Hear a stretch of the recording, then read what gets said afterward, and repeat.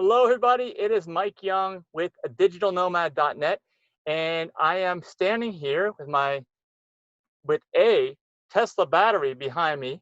As you can see, if you guys aren't familiar with it, because this is going to be a video about Tesla batteries, I can kind of step to the side. We can talk about that. You can still see the battery. All right, it's going to be what happened with my Tesla battery. If you guys have been watching my YouTube channel, well, it is, when I'm recording this, it's August 4th, 2020. On August 2nd, Sunday, August 2nd, I actually had a breakdown on my Tesla. And it was a situation with the battery pack where it had listed 8 miles of range remaining on the pack, but it just shut down. And if you guys want to see what happened with that and the result and how I got it towed to a supercharger and all this stuff, just go ahead and search the channel up. It should be a few videos before this. But I reported to Tesla, of course, because it's a problem. You know, if you think you have 8 miles of range or whatever the case may be, but you really have 0, and the thing gives you a minute to shut down, that's a problem. Okay, I only had 2.5 miles to go to get to the charger, so I definitely should have made it with a buffer of, like 5 miles or so, but it didn't work out that way. So anyway, Tesla, it was reported to Tesla. Tesla called me today, and we discussed what their thoughts are on the battery pack. And I want to share that with you so you know what's going on, and also maybe give you a little bit of history as well. Let's go back, to the past. Model Y unveiling, which was March 15th, Ides of March 2019. I left my car. I didn't do this on purpose, but I left it sitting around for like 10 days in Miami because my wife Denise and I were on a cruise, and then we suddenly during the cruise got the word about Model Y unveiling and what to go. So we got tickets. So our car had been waiting there at port for us to come back, and it was like a 10-day cruise, and then we had to fly out and extend it by another like 2 or 3 days to go to Los Angeles to the Tesla design studio. And needless to say, when I got back, the battery was at 0.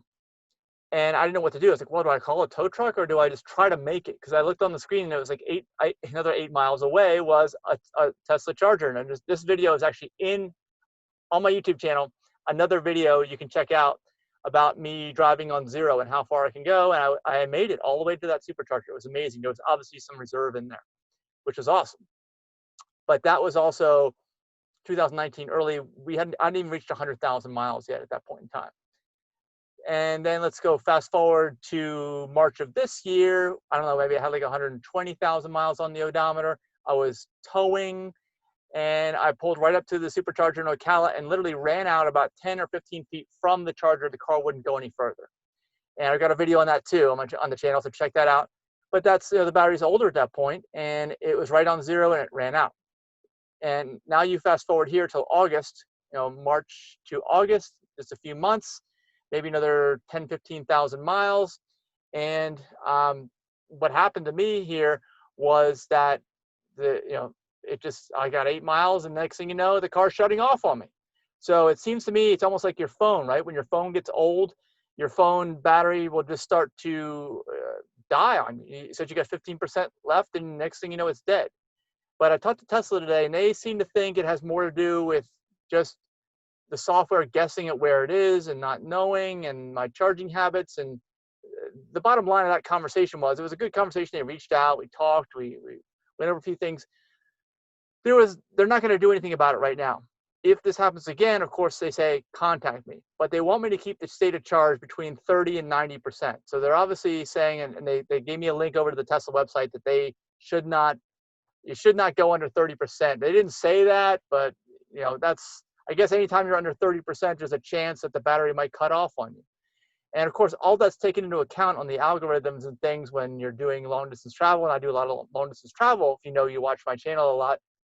So along with the long distance travel, I don't like to be on the road any longer than I have to. So I usually will leave before Tesla says I can leave. I will usually stop at a sooner charger than they tell me to stop at. And I'll run the battery down to almost, 10 miles of range or whatever. Now I got to be more careful with that. I got to keep at least 20 or so on there. But by doing that, that means I can just stay at the charger during the sweet spot. And if you guys aren't familiar with how these battery packs here behind me charge, there's a sweet spot from about 0 to 50% where you're charging at the maximum rate, whatever that is for your car.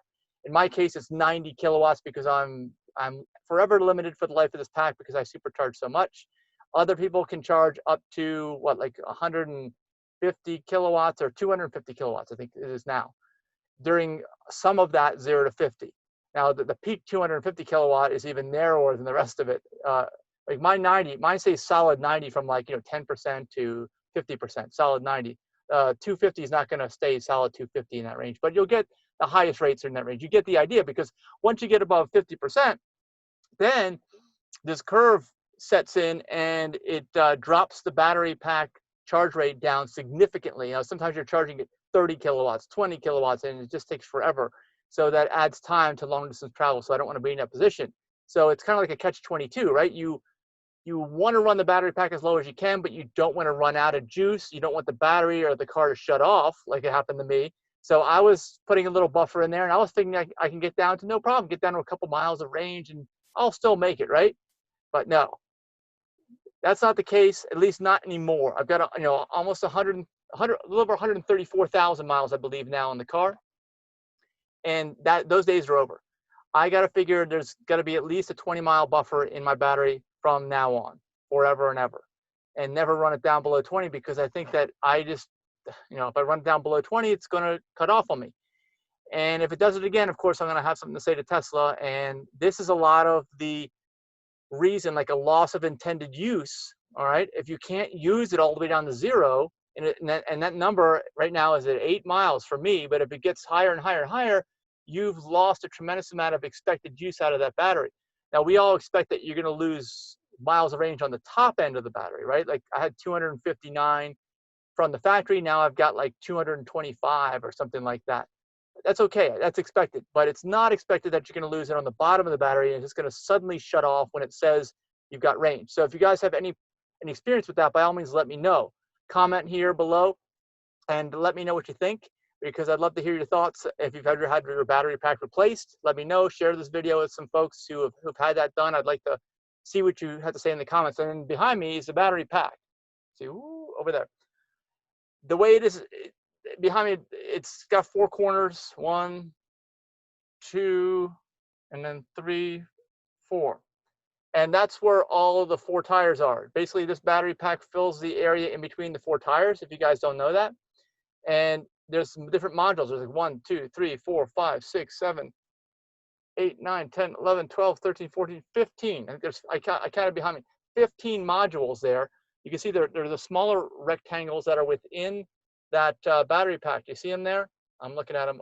I'm moving stuff around, sorry. First experience having a battery pack behind me on the green screen. So, and then each one of these 15, in this case, modules is connected together. And in each module, you can see behind me, there's little circles, right? Each circle is the top of a battery. That's like, that's like this. That is actually a battery that's kind of like a AA battery in size. It's a little bit bigger than that, maybe between a AA and a C, something like that. But that's what they are. They're all strung together. So these are all lithium ions. This stuff's in your laptops. These are actually more like laptop batteries. That's the same size as they are. You can't see them. But when they go bad, eventually they go bad. And you guys know what happens, right? Eventually, you got like 20% battery left, and then the thing shuts off. So that's how your electric car pack will end up dying. And that's what I've got. And you've got to really, as you get an older electric vehicle, and if you're doing long distance travel like I am, I do all the time, you got to kind of take all this into consideration when you're driving, because if you don't, you're going to be calling a tow truck a lot. And eventually Tesla, I would hope, would replace this under their warranty because of loss of intended use.